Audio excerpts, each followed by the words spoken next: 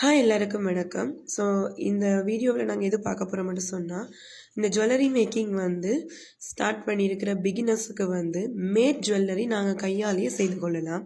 Already ஒரு வீடியோவில் உங்களுக்கு நான் காட்டியிருப்பேன். இந்த வீடியோவில் என்னென்னு சொன்னால், அந்த காம்போ செட் அவைலபிளாக உங்களுக்கு கிடைச்சிக்கொள்ளும். ஸோ ஃபஸ்ட் டைம் நீங்கள் இதை பழக போகிறீங்கன்னு சொன்னால், உங்கள்கிட்ட எதுவுமே இல்லையண்டா கூட இந்த காம்போ செட்டில் உங்களுக்கு கிடைக்கும்.